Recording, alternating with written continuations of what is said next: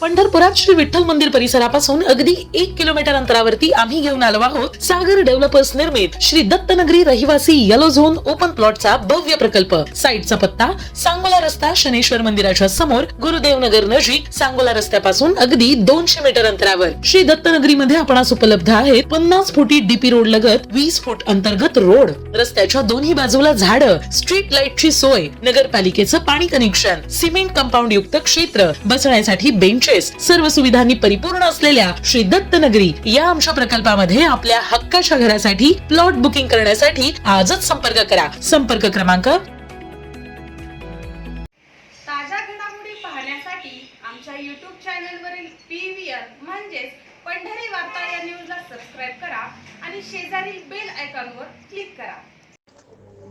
2024च्या विधानसभा निवडणुकीवेळी पांडुरंग सहकारी साखर कारखान्याचे माजी व्हाईस चेअरमन वसंतराव देशमुख यांनी आपण पांडुरंग परिवार सोडत असल्याची घोषणा केली।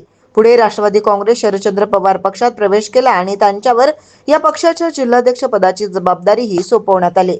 मात्र वसंत देशमुख यांनी परिचारक यांची साथ सोडल्यानं विधानसभा निवडणुकीसाठी या गटाचे असलेले महत्त्व लक्षात घेत या गटात परिचारकांनी आपल्या समर्थकांची फळी मजबूत करण्यासाठी प्रयत्न सुरू केले होते।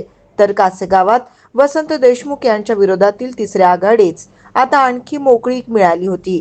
तर दुसरीकडे वसंत देशमुख यांनीही नगरपालिका निवडणुकीत आमदार अभिजित पाटील आणि भालके यांना एकत्र आणण्यासाठी महत्त्वपूर्ण भूमिका बजावली खरी, परंतु ऐनवेळी आमदार अभिजित पाटील यांनी नगरपालिका निवडणुकीत स्वतंत्र पॅनल उतरवलं। त्यामुळे वसंत देशमुख यांच्या विठ्ठल परिवाराचे एकत्रीकरण करण्याच्या प्रयत्नांना खीळ बसली होती। तरीही नगरपालिका निवडणुकीत स्वपक्षीय आमदार अभिजित पाटील यांच्या आघाडीसोबत न राहता वसंत देशमुख यांनी भालकेंच्या विजयासाठी महत्त्वपूर्ण भूमिका बजावली। परंतु पुढे जिल्हा परिषद आणि पंचायत समिती निवडणुकीत वसंत देशमुख यांना आमदार पाटील आणि भालके यांच्याकडून वाऱ्यावर सोडलं गेलं अशी चर्चा झाली।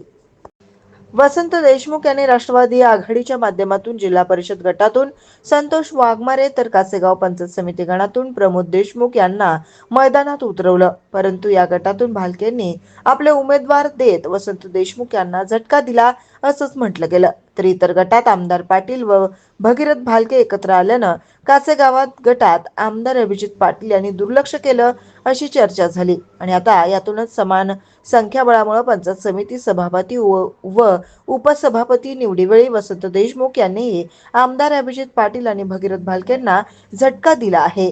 कासेगाव पंचायत समिती गणाचे सदस्य प्रमोद देशमुख यांचे वजन भाजपच्या पारड्यात टाकलंय आणि यातूनच परिचारक प्रणित भाजप आघाडीचे डॉक्टर शुभम आगवणे आणि उपसभापती पदासाठी वसंत देशमुख समर्थक प्रमोद देशमुख यांची निवड झाल्यानं तालुक्याच्या राजकारणात आमदार अभिजित पाटील आणि भगीरथ भालके यांना मोठा धक्का मानला जात आहे। तर दुसरीकडे पंचायत समितीवर पुन्हा भाजप आघाडीची सत्ता स्थापन झाल्यानं भाजप समर्थकात मोठा जल्लोष होताना दिसून आला।